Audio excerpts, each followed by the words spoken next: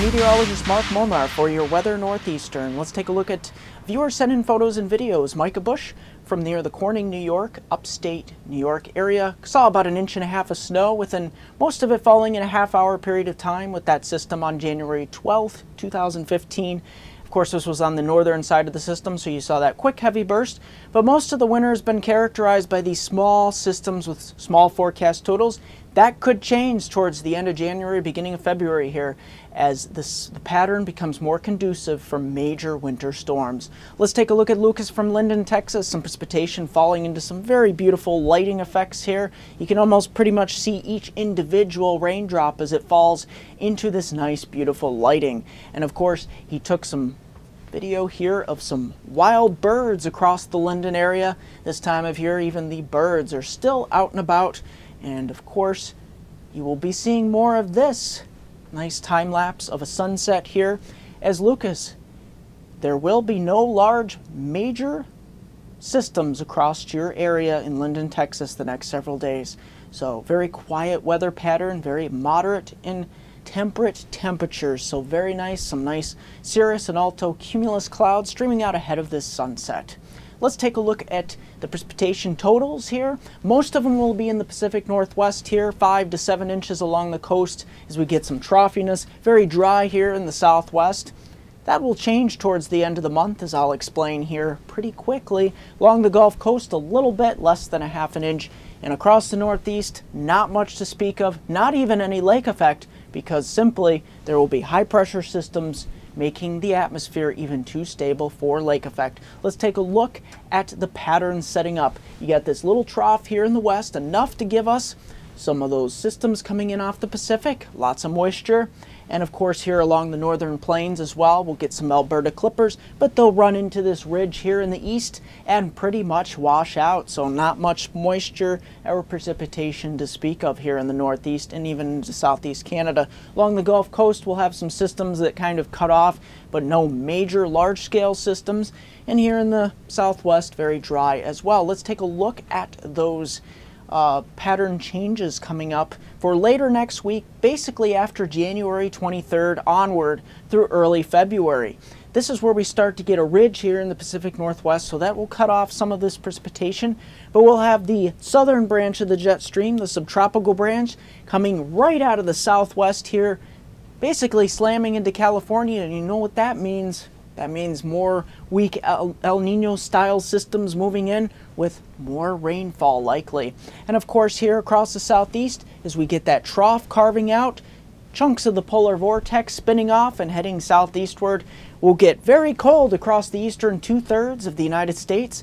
And this will spell potential trouble as we get the northern jet stream combining forces with the southern jet stream. And we could see some major East Coast winter storms developing, something you've been waiting for quite a while here along the 2/3 of the eastern United States. Let's take a look at those surface maps heading on into your Wednesday. Take a look at this. Very cold high pressure across the northeast here, southeast Canada. Most temperatures not getting out of the 20s, a lot of teens as well. And north of the US-Canadian border, lots of single digits. Take a look at this for Thursday.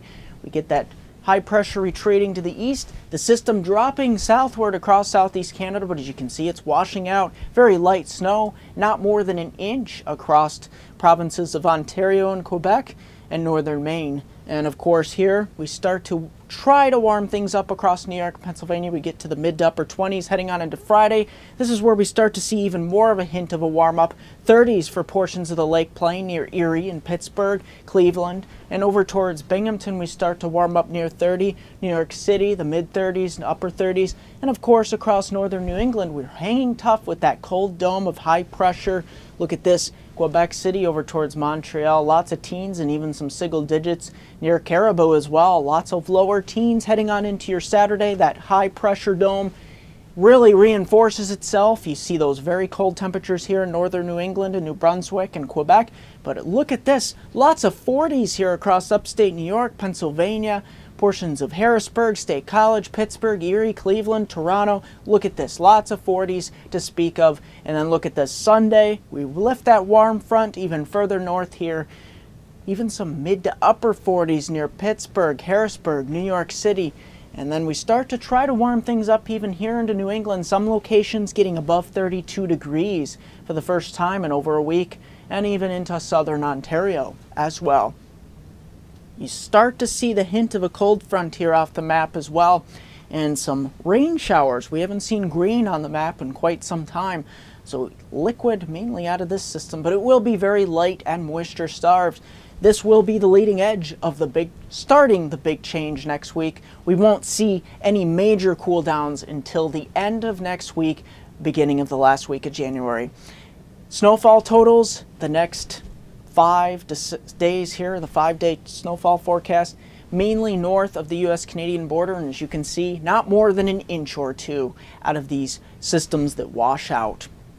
That's going to do it for this edition of Weather Northeastern. I'm going to have a 5-day outlook for my hometown viewers from Binghamton to Scranton, Susquehanna region of upstate New York, Northeast Pennsylvania. But don't forget to like me on Facebook at MeteoMark, subscribe to me on YouTube at MeteoMark.com, website at MeteoMark.com or WeatherNortheastern.com, Google Plus at MeteoMark. That's going to do it for this edition, and Twitter at WX Northeastern. Here's that 5-day outlook from Binghamton to Scranton. Look at this.